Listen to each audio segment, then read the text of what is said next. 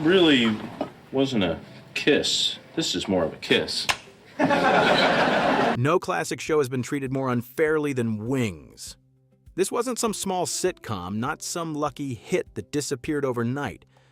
This was a show that ran for 8 seasons, held its ground during NBC's golden era, and was strong enough to help launch other sitcoms on American TV in the 90s.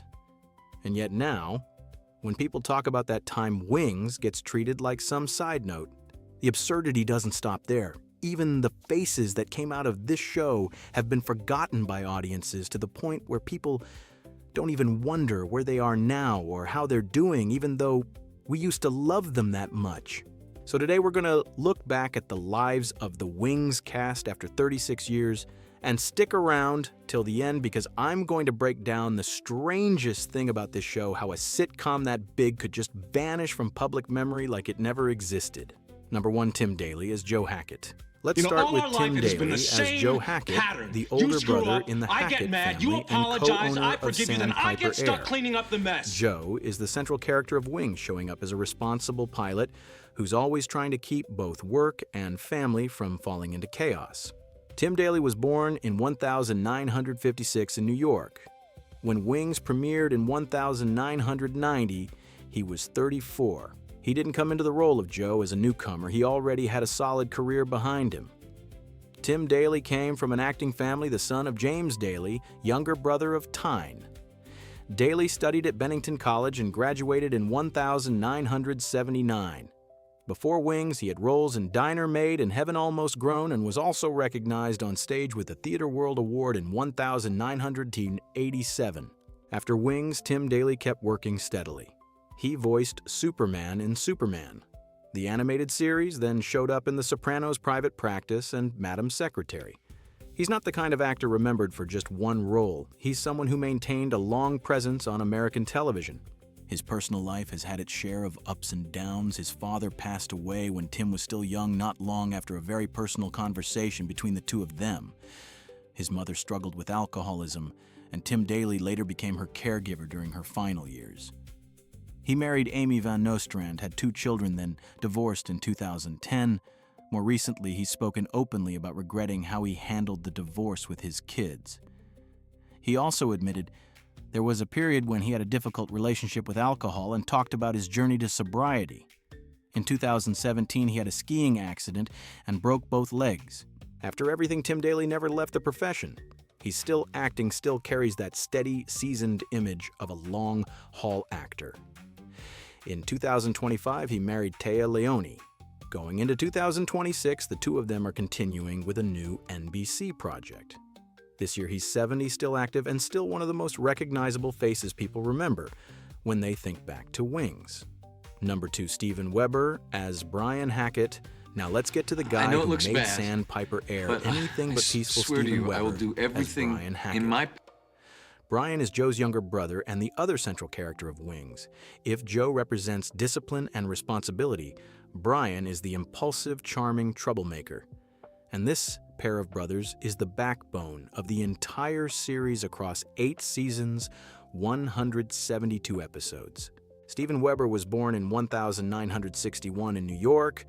When Wings premiered in 1990, he was 29. He grew up in a family deeply rooted in theater and entertainment. His mother was a nightclub singer, his father a performer and manager for Borscht Belt comedians. Weber studied at the High School of Performing Arts in Manhattan, then went on to SUNY Purchase. Before becoming Brian Hackett, he had already been working for quite a while, from commercials to The Flamingo Kid, the soap, As the World Turns, the war film Hamburger Hill, and the miniseries The Kennedys of Massachusetts. After Wings, Steven Weber didn't get stuck in a single role. He played Jack Torrance in the TV version of The Shining, appeared in Once and Again. The DA voiced in All Dogs Go to Heaven. The series then moved through many shows like NCIS, New Orleans iZombie, and especially Dr. Dean Archer in Chicago Med. He's the kind of actor who moves in different directions, not just living off a 90s sitcom legacy. His personal life hasn't been full of headline-grabbing scandals, but there have still been clear breaks. He was married to Finn Carter from 1985 to 1992. In 1995, He married Juliet Honan, had 2 sons, then divorced in 2013 after nearly 20 years together. In recent years, Weber has spoken pretty openly about aging in a tough industry, about being seen as that funny guy from the 90s, and about regretting not taking himself more seriously back then. After everything, Steven Weber is still in the game. He's gotten older, taken on different roles and tones, but he hasn't disappeared. This year he's 65, still regularly appearing on American television, thanks to Chicago Med. Brian Hackett lived by impulse, but Steven Weber in real life has taken a much longer, steadier road, and that's what makes this revisit worth it. Number 3, Crystal Bernard as Helen Chappell. Crystal Bernard. So what do you is think? Helen Strapless, Chappell, slit up the female side, lead sexy? of Wings, Spoken like and a a true... face that stayed with the series for all 8 seasons from 1990 to 1997. Helen works at the airport lunch 7. Helen works at the airport lunch counter as a childhood friend of the Hackett brothers, a professional cellist, and eventually becomes Joe Hackett's wife. When the show premiered, Crystal Bernard was 29. This year, she's 65. Crystal Bernard was born in 1961 in Garland, Texas. Her father was televangelist Jerry Wayne. Bernard, her mother, a teacher named Galen Fussell, and her sister is actress Robin Bernard. She studied at Baylor University, moved to Los Angeles at 17, and already had a solid TV background before Wings. American audiences had seen her in Happy Days as Casey Cunningham and It's a Living as Amy Tompkins. Beyond sitcoms, she also appeared in Young Doctors in Love and starred in Slumber Party Massacre 2. In short, when she took on Helen, she was no newcomer. And here's something you might not know. At one point, she suffered carbon monoxide poisoning while sleeping in a trailer during a TV shoot and woke up in the emergency room. Not long after that incident, she auditioned for Wings and landed the role of Helen Chappell. That turned out to be one of the biggest turning points in her career. After Wings, Crystal Bernard kept working for a while. She appeared in To Love, Honor, and Betray Jackpot. 2 Hallmark films, Single Santa, Seeks Mrs. Claus and Meet the Santas, then Welcome to Paradise and Grave Misconduct. At the same time, she pursued music. In 1996, she released the album The Girl Next Door. Later came Don't Touch Me There. She also did a duet with Peter Cetera, I Want to Take Forever Tonight. Crystal Bernard hasn't had any major public scandal tied to her name. The more notable story is that she left Hollywood relatively early. She worked from 1982 to 2008 and then retired. Since then, she's lived very privately. In 2024, her family suffered another loss when her sister Robin Bernard passed away at 64. Number 4, David Schramm as Roy Biggins. David Schramm is Roy Biggins, owner of rival airline Aeromass, and one of the most important supporting characters on Wings. Roy isn't running Sandpiper Air like the Hackett brothers, but he's the constant thorn throughout the series.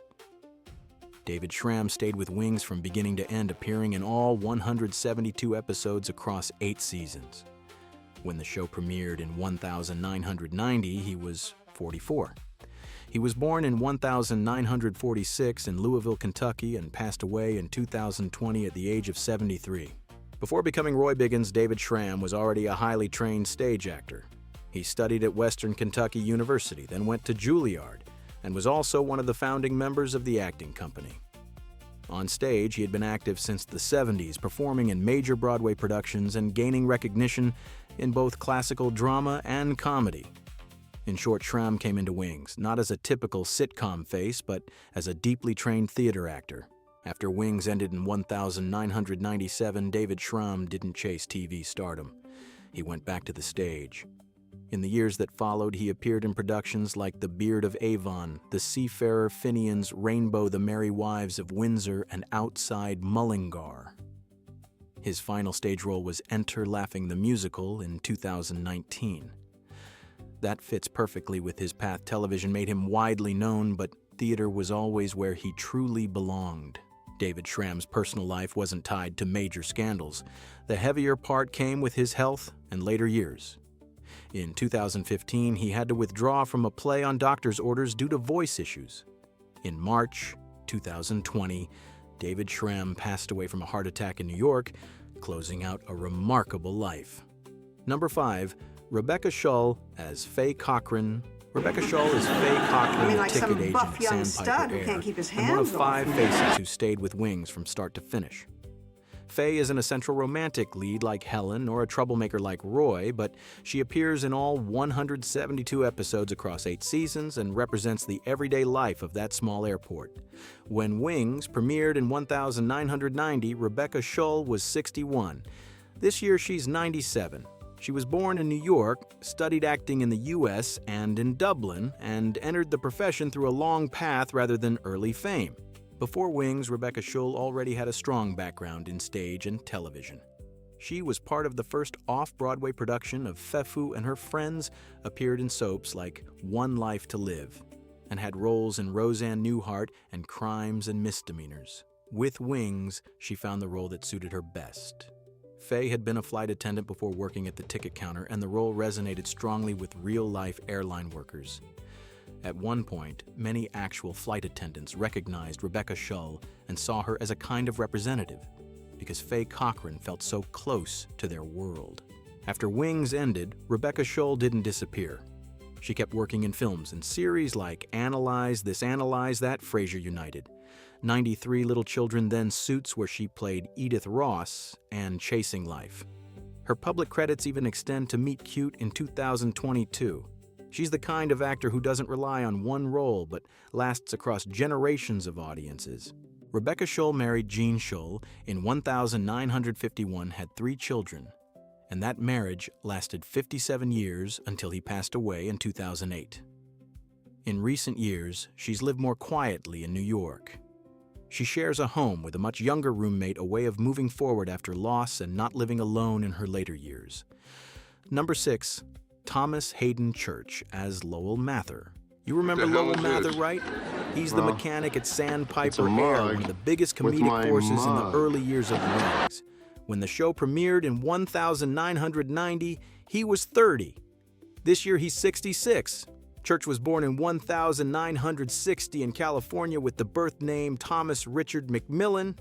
After his parents divorced, he moved with his mother to Texas, grew up far from Hollywood, worked on ranches, dropped out for a time to work in Louisiana oil fields, then went back and finished high school. Before acting, he also worked in radio and voice work. Lowell Mather is the role that brought Thomas Haden Church national attention. Interestingly, he didn't audition for Lowell at first. He read for Brian Hackett, but the producers liked him so much, they created Lowell around him. Church stayed with the character for 6 seasons, from 1990 to 1995. Lowell wasn't a central romantic figure like Joe or Helen, but he was a huge part of the show's humor. He's one of those rare supporting roles that could shift an entire scene just by walking in. Thomas Haden Church didn't leave Wings because the show declined. He left when his contract ended. He admitted he had wanted to leave earlier but stayed to fulfill obligations and avoid legal trouble.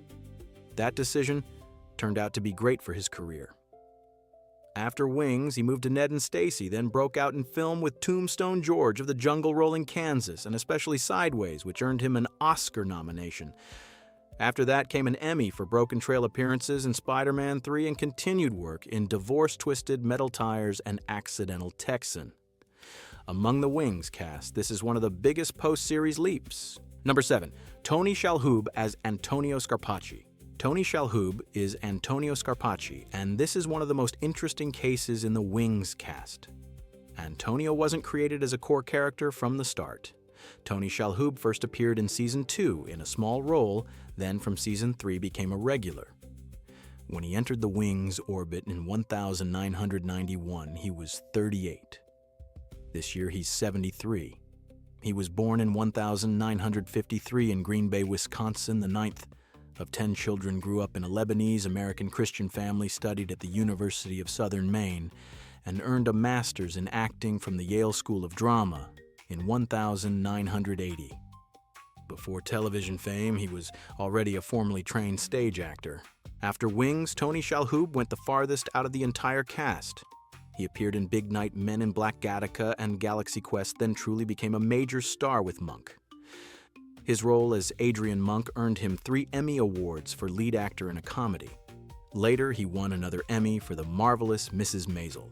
On stage, he won a Tony Award in 2018 for The Band's Visit. This is something very few sitcom actors achieve, going from a supporting TV role to recognition across film, television, and Broadway. Tony Shalhoub has been married to Brooke Adams since 1992, has 2 adopted daughters, and this is one of the most stable marriages among the Wings cast. In 2020, both he and Brooke Adams contracted COVID-19 and went through several tough weeks, but both recovered. Beyond acting in recent years, he has hosted the food travel show Breaking Bread, and in 2026 released a book co-written with his daughter Josie Adams about family food and their Lebanese heritage. Number 8. Farrah Forke as Alex Lambert. I'll give you one for free. I learned to fly in the Army. The helicopter Flew an pilot Apache who in came Desert into Storm. Wings in the middle stretch of the series and quickly became one of the most memorable faces of the show's second half. Alex first showed up in Season 4, got bumped up to regular in Season 5, then came back one more time in Season 6 to wrap up her character arc. When she joined Wings in 1992, Farrah Forke was about 24 years old. She was born in 1968 in Texas and died in 2022 at 54. The striking thing is that Wings was only the second major professional role of her career, but it very quickly became the role that made audiences remember her name most. After Wings, Farrah Forke kept acting for a while longer. She appeared in Lois and Clark, The New Adventures of Superman Dweebs, Mr. Rhodes, then showed up in films like Disclosure and Heat.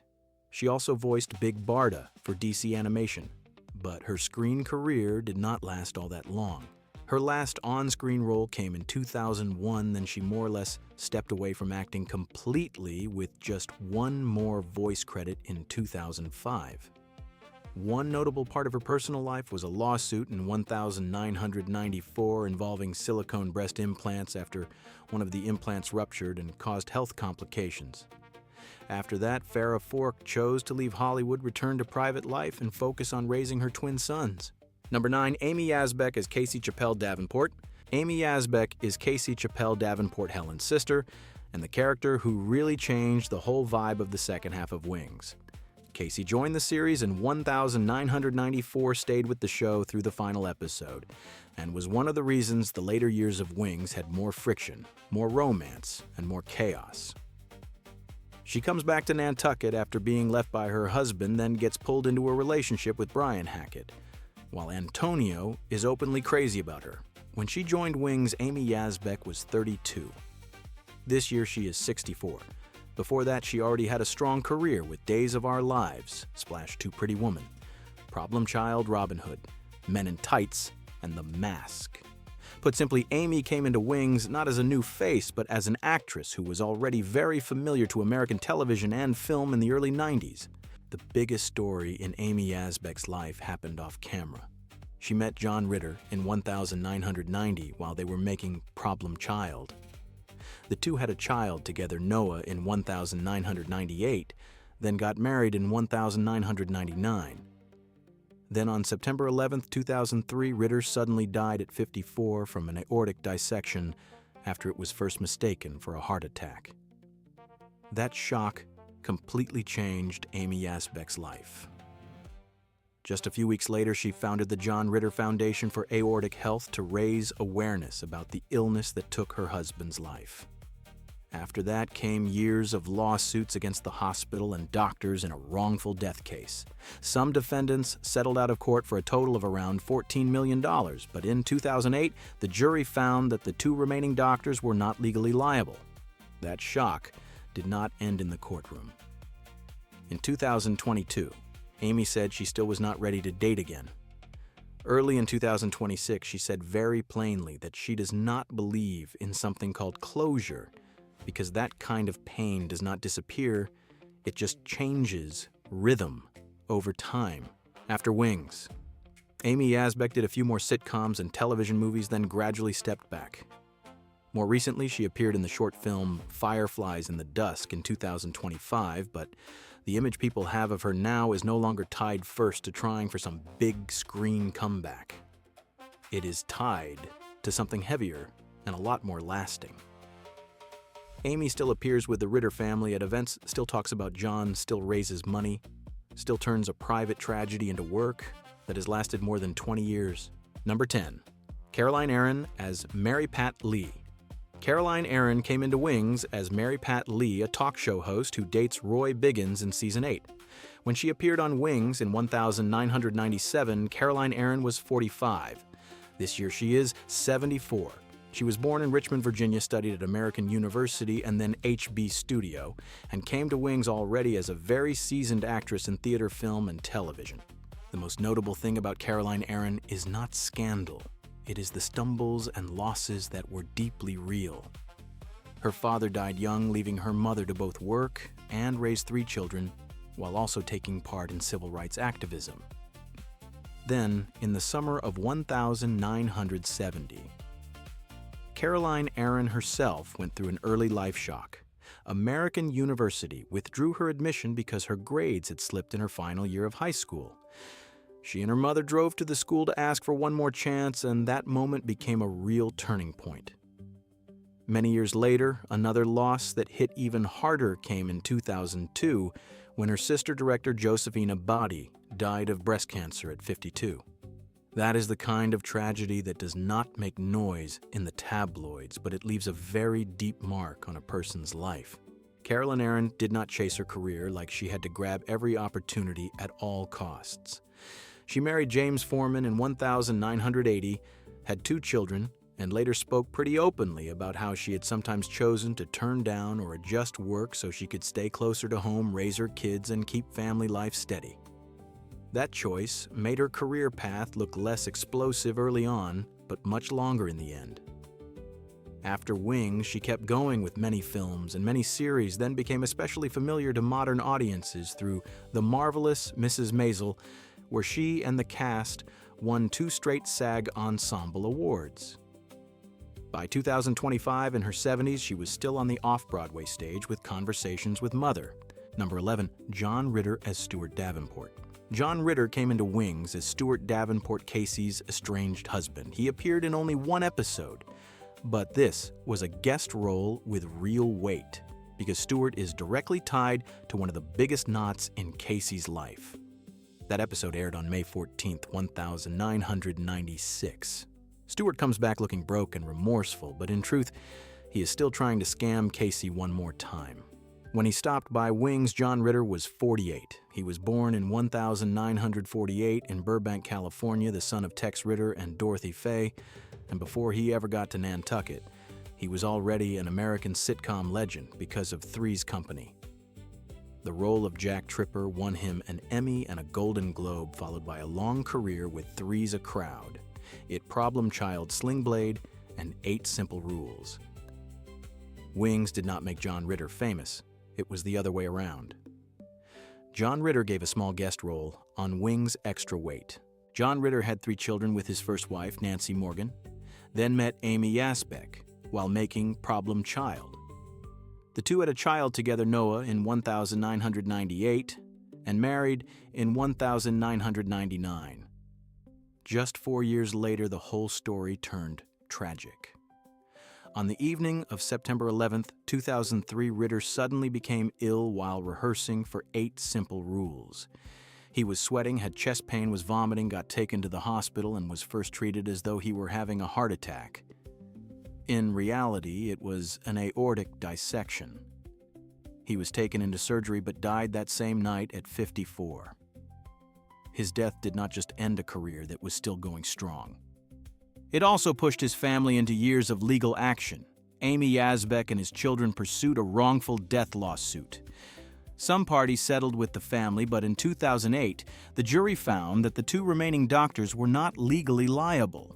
John Ritter's story did not end there. Just a few weeks after he died, Amy Yasbeck founded the John Ritter Foundation for Aortic Health. More than 20 years later, that foundation is still active, still raising money, still speaking to the public about an illness many people do not recognize until it is too late. Number 12, Ashley Johnson as Rebecca Burton. Ashley Johnson appeared on Wings as Rebecca Burton, a girl in Nantucket who only shows up in one episode but creates one of the strangest situations of the entire final season. In Ms. Right, Brian reads love letters from a mystery writer, thinks some grown woman has him completely hooked, then finally finds out the writer is just Rebecca Burton, a teenage girl. When she appeared on Wings in 1997, Ashley Johnson was 14. This year, she is 43. She was born in 1983 in California and had already been a familiar face on American television from a very young age thanks to her role as Chrissy Seaver on Growing Pains. The most striking thing about Ashley Johnson is the road she took after that. She went very far beyond the shadow of being a child actress. After Wings, Ashley appeared in Recess. What Women Want, The Killing, then became even more familiar to a newer generation through Blindspot. In games and voice acting, she reached a whole different level as Ellie in The Last of Us won 2 BAFTA Games Awards, then became one of the central faces of Critical Role. In 2025, she even returned to the world of The Last of Us with a singing voice cameo in Season 2 of the HBO series. In this whole list, it is hard to think of anyone besides Ashley Johnson who created a bigger gap between a very small role on Wings and the position she reached later. Ashley Johnson's personal life has also been much heavier than the bright image audiences once knew. She lost her father at 16 due to complications from hepatitis C, along with liver and lung cancer. During high school, she had to wear a back brace for 3 years because of scoliosis and kyphosis. The more recent stretch has been far heavier. In May 2023, Ashley sought a restraining order against her former boyfriend, Brian W. Foster, saying she had gone through years of threats and abuse. In October that same year, Ashley and 6 other women sued Foster, making allegations that included assault, domestic violence, sexual battery, stalking, and other conduct. These were civil allegations in a lawsuit, not criminal convictions. Then in January 2025, the matter was resolved through a private settlement and the case was dismissed under the parties' agreement. Looking back at this whole cast, I keep feeling like Wings is such a strange case. A show that ran 8 seasons, 172 episodes on NBC from 1990 to 1997, created by David Angel, Peter Casey, and David Lee somehow drifted out of public memory way too fast. To put it plainly, this was not some tiny sitcom, and it definitely was not some flop that got forgotten for good reason. Wings was born right in the middle of the American television center of gravity at that time. It had a real foundation, real longevity, a memorable cast, and clearly enough life in it to run through almost the entire 90s. So why do people still glide right past it when they talk about 90s sitcoms? To me, the answer sits in a pretty painful place. Wings did not know how to make noise in the way pop culture likes to reward. It did not have that must-watch right now feel. It did not have the heat of Seinfeld or Friends. It did not make the whole country feel like they had to talk about last night's episode. Even Tim Daly later admitted that back then Wings was not seen as a hip show. And that is really the issue. A show can be very good, very durable, very likable, but if it is not loud enough, pop culture history usually just walks right past it. The irony is that Wings was living right inside NBC's strongest era. That sounds like an advantage, but that is also exactly why it got squeezed between giants. A show like that benefited from the way America liked its sitcoms at the time, but when public memory later started picking the names that would represent the whole era, the bigger, louder, sharper shows took all the light. Wings did not lose because it was bad. It lost because it stood too close to monuments everybody remembers, and this is what makes it worth arguing about to me. A show that is truly forgotten cannot leave behind that many faces who went so far, that many memories, and that much regret when people look back. So what do you think, was Wings really underrated, or was it just too gentle for an era that only remembers the things that know how to make a scene? The question more than anything is what makes me think Wings deserves to be talked about again now more than ever. So after 36 years, we are not just looking back at the Wings cast today. We are also seeing something even stranger. A show that ran 8 seasons, had all those memorable faces, and was such a real part of American television could get covered in dust by the internet age that fast. Maybe that is what makes Wings memorable. It did not disappear because it was bad. It disappeared because the world changed too fast, and decent, warm shows that do not know how to make noise usually get left behind. But that is also exactly why Weird Movie Secrets exists. This channel does not chase whatever is loudest right now. This channel is here to pull the films and shows that got forgotten back to where they belong, where audiences still remember them, still argue about them, still feel like they just found a piece of their own life again. Now it is your turn. Do you think Wings is one of the most underrated sitcoms of the 90s? Which character do you remember most, or which moment stuck with you most? If you like these kinds of deep dives too, subscribe to Weird Movie Secrets. We have a lot more interesting series coming up.